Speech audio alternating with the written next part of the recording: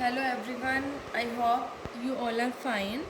आज हम इकोनॉमिक्स के अंदर जो हमारा चैप्टर नंबर 12 चल रहा है, that is balance of payment, उसके अंदर आज हम देखेंगे कि जो हमारे करंट अकाउंट से रिलेटेड जो बैलेंस है उसको हम कैसे एस्टिमेट करते हैं। ठीक है, तो हमने अपनी लास्ट वीडियो के अंदर स्टडी किया था कि करंट अकाउंट क्या होता है और उसके जो कंपोनेंट्स है करंट अकाउंट के वो भी हमने स्टडी किए थे।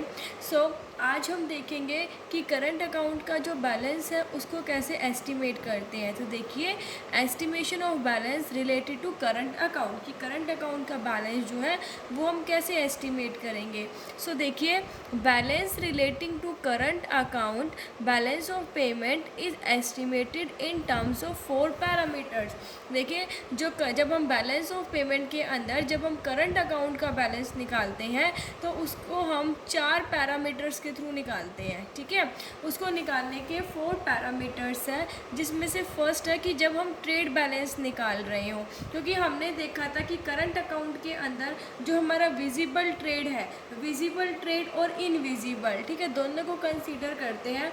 विजिबल ट्रेड के अंदर हमारे फिजिकल गुड्स आते हैं और इनविजिबल के अंदर हमारी सर्विसेज आती है, that is factor services, non factor services, और जो करंट ट्रांसफर्स है वो भी हम करंट अकाउंट के अंदर इंक्लूड करते हैं। सो अगर हमें ट्रेड बैलेंस निकालना हो, मीन्स मर्केंटाइज का बैलेंस निकालना हो, तो वो हम कैसे निकालेंगे, x minus M, that is export में से इंपोर्ट हम माइनस कर देंगे। ठीक है, अब ट्रेड बैलेंस रिफ्लेक्ट कैसे होगा। देखिए, अगर इंपोर्ट ज़्यादा है और एक्सपोर्ट हम कम कर रहे हैं, अगर किसी गुड्स को हम मंगवा ज़्यादा रहे हैं, एक कंट्री जो है वो बाहर से मंगवा ज़्यादा रहा है और बेच कम रहा है, ठीक है, इट मीन्स हमारे देश के लिए क्या वो घाटा है, क्योंकि हमारी सेल कम हो रही है और हम दूसरी कंट्री से परचेज ज़्यादा कर रहे हैं, तो वो क्या हो जाएगा, ट्रेड डेफिशिएट। मतलब ट्रेड डेफिशिएट घाटा कब होगा, जब इंपोर्ट एक्सपोर्ट से ज़्यादा है, क्योंकि यहाँ पर हम जब ट्रेड बैलेंस कैलकुलेट करेंगे एक्सपोर्ट माइनस इंपोर्ट, तो उससे हमें पता चल जाएगा। ठीक है, तो अगर हमारा घाटा कब होगा, जब हमारे इंपोर्ट ज़्यादा होंगे एक्सपोर्ट से, और सरप्लस कब होगा, जब हम क्या करेंगे, एक्सपोर्ट ज़्यादा होगा इंपोर्ट कम होगा, मतलब हम बेचेंगे ज़्यादा और ख़रीदेंगे कम दूसरे देशों से, तो हमें क्या होगा, सरप्लस, हमारा फ़ायदा होगा। ठीक है, तो हम मर्केंटाइज का बैलेंस कैसे निकालते हैं, एक्सपोर्ट माइनस इंपोर्ट। ठीक है, अगर इंपोर्ट ज़्यादा है एक्सपोर्ट कम है तो वो ट्रेड डेफिशिएट होता है, और जब एक्सपोर्ट ज़्यादा है इंपोर्ट कम है तो वो ट्रेड सरप्लस। ये तो था हमारा मर्केंटाइज बैलेंस निकालना। अब आती है सर्विसेज का, गुड्स एंड सर्विसेज का अगर हम बैलेंस निकालते हैं तो देखिए कैसे निकालेंगे। यहाँ पर है export of goods plus export of non factor services. देखिए, जो हम गुड्स है उसका एक्सपोर्ट कर रहे हैं वो, और उसमें से नॉन जो फैक्टर सर्विसेज है उनको ऐड कर देंगे, माइनस क्या करेंगे, गुड्स का इंपोर्ट प्लस में नॉन फैक्टर सर्विसेज का इंपोर्ट। ठीक है, देखिए, गुड्स और जो नॉन फैक्टर सर्विसेज है उसके एक्सपोर्ट में से जब हम गुड्स का और नॉन फैक्टर सर्विसेज का जो इंपोर्ट है वो माइनस कर देंगे। ठीक है, सो हमारे पास क्या आ जाएगा, ये हमारा आ जाएगा गुड्स एंड सर्विस बैलेंस। मतलब हम कैसे निकालते हैं, देखिए, ट्रेड बैलेंस हमने कैसे निकाला, जो गुड्स का बैलेंस हमने निकाला ये, ठीक है, उसमें से जो नॉन फैक्टर सर्विसेज का बैलेंस है वो हम ऐड कर देंगे, सो हमारे पास गुड्स एंड सर्विसेज का बैलेंस आ जाएगा। ठीक है, क्योंकि देखिए, आप ऐसे कर लीजिए चाहे ऐसे कर लीजिए, बाद में ट्रेड बैलेंस यहाँ पर निकाल लिया तो उसमें नॉन फैक्टर सर्विसेज का बैलेंस ऐड कर दीजिए, और अगर नहीं निकाला है तो गुड्स और नॉन फैक्टर सर्विसेज को एक्सपोर्ट ऐड कर दीजिए, उसमें से जो गुड्स और नॉन फैक्टर सर्विसेज का जो इंपोर्ट है वो माइनस कर देंगे। सो ये हमारा गुड्स एंड सर्विस बैलेंस आ जाएगा। उसके बाद आते हैं इनविजिबल बैलेंस को अगर हमें कैलकुलेट करना हो। इनविजिबल बैलेंस को हम कैसे करते हैं, जो नॉन फैक्टर सर्विसेज पर जो बैलेंस आया है उसमें हम इनकम का बैलेंस, इनकम मतलब जो फैक्टर सर्विसेज का बैलेंस है वो ऐड कर देंगे, करंट ट्रांसफ़र का बैलेंस है वो ऐड कर देंगे, क्योंकि हम इनविजिबल बैलेंस के अंदर फैक्टर सर्विसेज भी लेते हैं, नॉन फैक्टर सर्विसेज भी लेते हैं और करंट ट्रांसफर्स भी लेते हैं। सो इनविजिबल बैलेंस निकालने के लिए हम नॉन फैक्टर सर्विसेज का बैलेंस बैलेंस, फैक्टर सर्विसेज का बैलेंस और करंट ट्रांसफ़र का बैलेंस, तीनों का बैलेंस हम क्या कर देंगे, ऐड कर देंगे।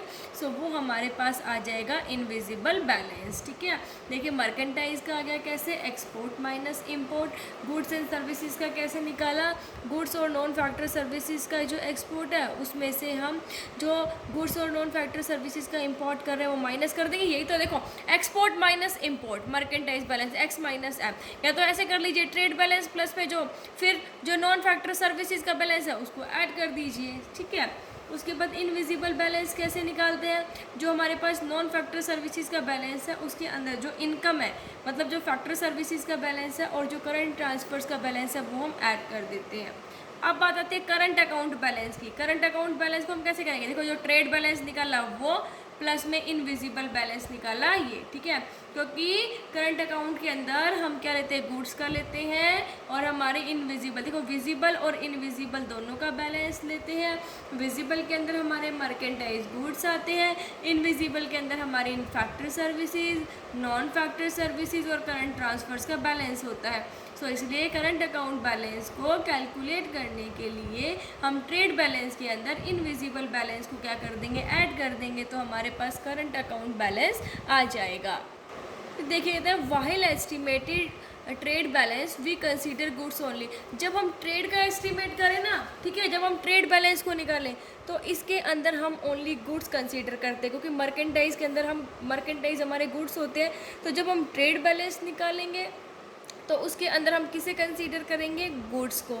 और जब हम गुड्स और सर्विसेज का बैलेंस निकालेंगे, हमने अभी देखो फॉर्मूले में पढ़ा है, जब हम गुड्स एंड सर्विसेज का बैलेंस निकाले थे तो हमने किस किस को कंसीडर किया था, गुड्स को और नॉन फैक्टर सर्विसेज को।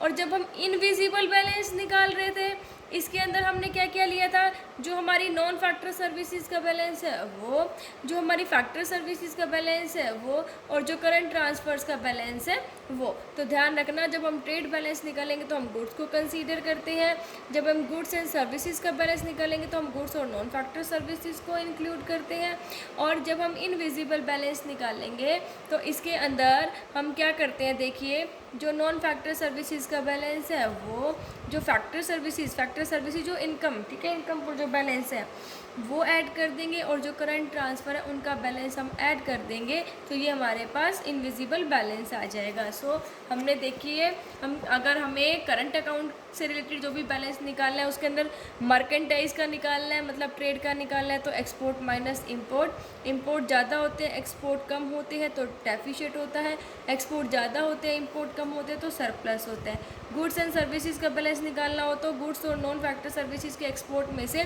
गुड्स और नॉन फैक्टर सर्विसेज का इंपोर्ट माइनस कर देंगे, क्योंकि गुड्स एंड सर्विसेज के अंदर हम गुड्स और नॉन फैक्टर सर्विसेज को ही कंसीडर करते हैं। इनविजिबल बैलेंस के अंदर हम नॉन फैक्टर सर्विसेज और जो करंट ट्रांसफर का बैलेंस है उन तीनों को इंक्लूड करते हैं। Current account trade balance plus invisible balance, क्योंकि करंट अकाउंट विजिबल और इनविजिबल दोनों को इंक्लूड करता है।